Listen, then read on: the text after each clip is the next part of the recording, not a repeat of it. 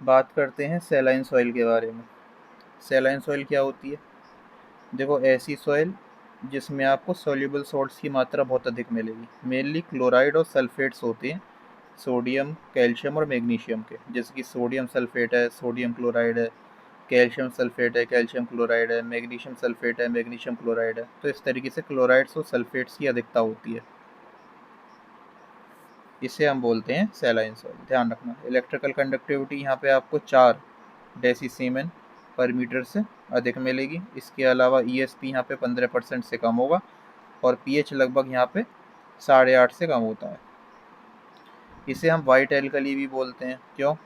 क्योंकि सरफेस पे क्रस्ट जम जाता है, परत सी जम जाती है सफ़ेद सफ़ेद की। वो सारा का सारा सॉल्ट सरफेस पे इकट्ठा होता है ना, तो उसकी वजह से सरफेस पे सफ़ेद सफ़ेद जो आपको आंखों से दिखेगा कि हाँ भाई पूरी सफ़ेद पड़ी हुई है, विजिबल वाइट कलर की सॉल्ट की क्रस्ट की लेयर यहाँ पे जम जाती है जैसे ही मिट्टी सूखती है।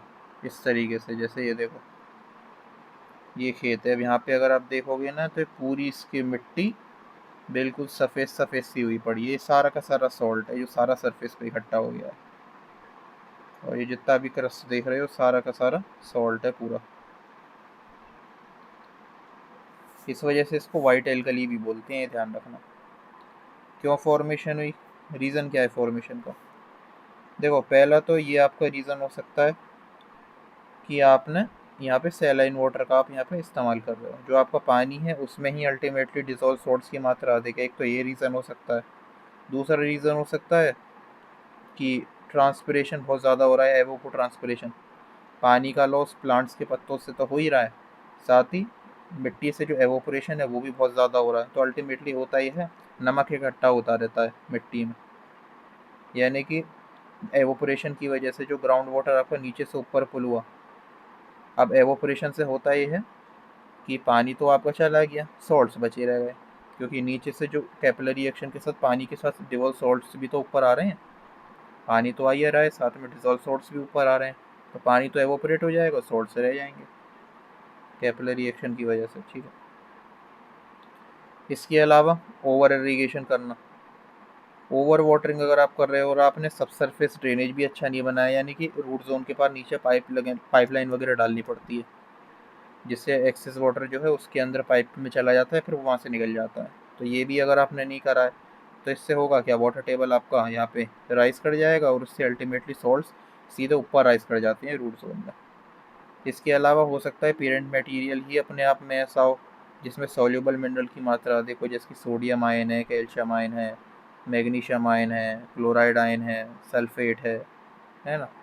फिर अल्टीमेटली वेदरिंग होगी तो ये चीज़ें सॉइल में आएंगी। इसके अलावा एक हो सकता है आपका कि जो खेत किसी कोस्टल रीजन के पास में जो होते हैं, जो खेत कोस्टल रीजन के पास में होते हैं और अंडरग्राउंड जो वहाँ पे फ्रेश वाटर के एक्वेफर होते हैं, जनरली होता क्या है, हाई टाइड के दौरान सी वाटर का पानी जो है सीपेज की वजह से उन एक्वेफर में आ जाता है। और वो जब आप फ्रेश वाटर के एक्वेफर से पानी सीधा ऊपर निकालोगे इरिगेशन के लिए, तो उसमें फिर आपके यहाँ पे क्लोराइड्स वगैरह आपको देखने को मिलेंगे। यानी कि उसमें सॉल्ट की मात्रा फिर आपको थोड़ी अधिक देखने को मिलेगी। प्लांट्स पे क्या इफेक्ट पड़ेगा इसका? टॉक्सिसिटी यहाँ पे हो जाएगी, जिसकी सोडियम की टॉक्सिसिटी है, क्लोराइड आयन की टॉक्सिसिटी है यहाँ पे। इन चीज़ों की वजह से सेलुलर जो मेटाबॉलिज्म है वो इफेक्ट होगा। लीफ में बर्निंग देखने को मिलेगी आपको, टिप नेक्रोसिस। इसके अलावा लीफ में मेच्योरिटी से पहले ड्रॉपिंग देखने को मिलेगी। इसके अलावा सोडियम और कैल्शियम की यहाँ पे हाई कंसनट्रेशन रूट के द्वारा जो न्यूट्रिएंट का एब्जॉर्प्शन है उसको भी इनहिबिट कर देती है, स्पेशली जैसे पोटेशियम हो गया, नाइट्रेट वगैरह हो गए, क्योंकि प्लांट्स तो नाइट्रोजन को नाइट्रेट आयन की फॉर्म में ही एब्जॉर्ब करता है ना। इसके अलावा यहाँ पे जर्मिनेशन वगैरह इफेक्ट हो जाएगा, प्लांट की ग्रोथ भी रुक जाती है, ब्लूइश ग्रीन होने लगती हैं पत्तियाँ या पीली पड़ने लगेंगी, क्रॉप की यील्ड भी गिर जाती है। इसके अलावा यहाँ पे प्लांट ऑस्मोटिक स्ट्रेस में जा सकता है। जब सॉल्ट की मात्रा जब अल्टीमेटली अधिक रहेगी मिट्टी में, मान लो सॉल्ट की मात्रा अधिक है, तो अल्टीमेटली वाटर एब्जॉर्प्शन प्लांट के लिए मुश्किल पड़ जाएगा, है ना। वाटर एब्जॉर्प्शन अल्टीमेटली मुश्किल पड़ जाएगा, क्योंकि बाहर के सराउंडिंग में जो रूट जोन है उसमें नमक की मात्रा अधिक है, बल्कि जो जड़ें हैं उसके अंदर से सारा पानी नमक बाहर सोख लेगा। तो वाटर एब्जॉर्प्शन बहुत मुश्किल हो जाएगा। इसके अलावा कुछ न्यूट्रिएंट्स वगैरह जो है उनका भी एब्जॉर्प्शन यहाँ पे मुश्किल हो जाएगा।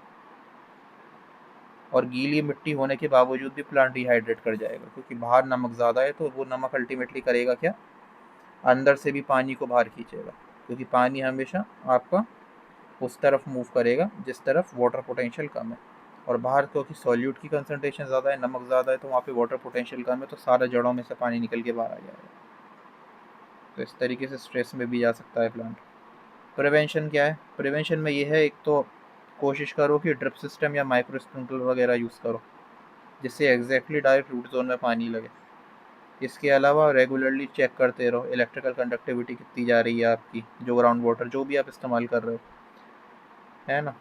ज़रूरत पड़ने पर अगर सैलिनिटी हाई जा रही है ग्राउंड वाटर की, तो आप उसे रेन वाटर या किसी दूसरे फ्रेश वाटर के सोर्स के साथ मिक्स कर सकते हो, तो वो बैलेंस हो जाएगी। इसके अलावा ड्रेनेज सिस्टम को इम्प्रूव करो, सब सरफेस ड्रेनेज जो है वो बनाओ, जो नीचे पाइपलाइन डाली जाती है ना। कम से कम 1.5 से 2 मीटर जो वाटर टेबल है वो नीचे होना चाहिए रूट जोन के।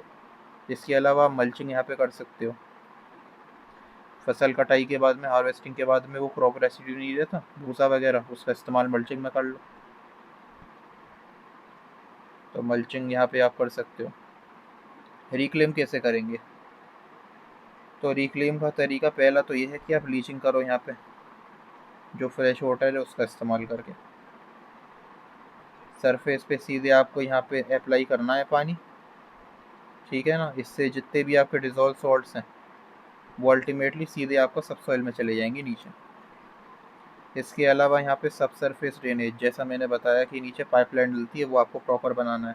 इसके अलावा जितना भी नमक सरफेस पे इकट्ठा हो गया है और आपको दिख रहा है बाकायदा सफ़ेद सफ़ेद पूरे का पूरा सरफेस क्रस्ट आपको दिख रहा है वाइट वाइट, वो सारा का सारा हटा दो,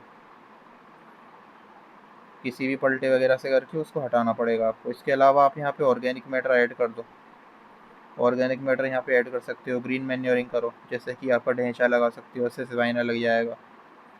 ऑर्गेनिक मैटर के डिकम्पोजिशन से मिट्टी में ऑर्गेनिक एसिड आएगा, जिससे अल्टीमेटली पीएच क्या होगा, कम होगा।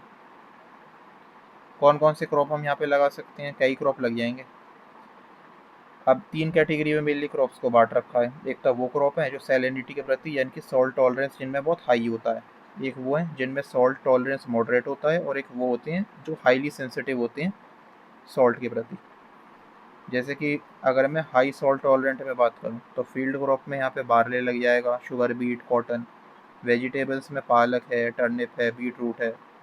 फ्रूट्स और प्लांटेशन क्रॉप में डेट पाम है, पोंग्रेनेट है, बेर है। चारे में आप देखोगे तो कर्नल ग्रास वगैरह हो गई, रोड ग्रास हो गई। मॉडरेटली सॉल्ट टॉलरेंट में अगर आप देखोगे तो फील्ड क्रॉप में गेहूं है, राइस है, मस्टर्ड है, सोरगम है। वेजिटेबल में टोमेटो हो गया, कैबिज हो गया, अनियन हो गया, पोटैटो हो गया। फ्रूट और प्लांटेशन में गुआवा, अंजीर और अंगूर। फोडर में आप देखोगे तो सूडान ग्रास और क्लोवर लगा सकते हो। और जो क्रॉप बहुत ही ज़्यादा सेंसिटिव है सैलिनिटी के प्रति, उनमें फील्ड क्रॉप में है आपकी दालें, ग्राम, पिजन पी, बीन्स वगैरह। इसके अलावा वेजिटेबल में मूली है, पी है, कुकम्बर है। फ्रूट्स वगैरह में सिट्रस है। इसके अलावा मैंगो है, एप्पल है। फोडर में आपका जो अल्फाल्फा है वो आपका काफ़ी ज़्यादा सेंसिटिव होता है, तो ये आप ग्रो नहीं कर पाओगे। तो ये हमारा पूरा हो गया। अब जैसे ढेंचा है, ये देखो ग्रीन मैन्योरिंग जो करते हैं ये है। इसके अलावा ये सेजमाइना, ये भी ग्रीन मैन्योरिंग के काम में आएगा। भूसे का इस्तेमाल आप ऑर्गेनिक मल्च के तौर पे कर सकते हो। सब ड्रेनेज जो होता है ना, वो इस तरीके से परफोरेटेड, इस पाइप में छोटे छोटे होल होते हैं और ये पाइप नीचे डाल दिया जाता है। जियो टेक्सटाइल वगैरह का जो मटेरियल है उसकी लाइनिंग कर देंगे, इसके चारों तरफ पत्थर वगैरह डाल दिए जाते हैं। एक्सेस पानी सारा का सारा उन पत्थर वगैरह से फिल्टर होकर पाइप के अंदर जाएगा और फिर सीधे बाहर निकल जाता है। ये ड्रिप सिस्टम हो गया, ये स्प्रिंकलर हो गए। ये लीफ बर्निंग इस तरीके से यहाँ पे देखने को मिलती है, जो कि मेनली आपका आयरन की टॉक्सिसिटी की वजह से यहाँ पे देखने को मिल रहा है। इसके अलावा बाकी सरफेस इस तरीके की हो जाती है, सफ़ेद सफ़ेद सी, नमक के इकट्ठे होने की वजह से, वो मैंने आपको बता ही दिया। तो यही है हमारा, ये पूरा टॉपिक कंप्लीट हो गया। ठीक है, ठीक है।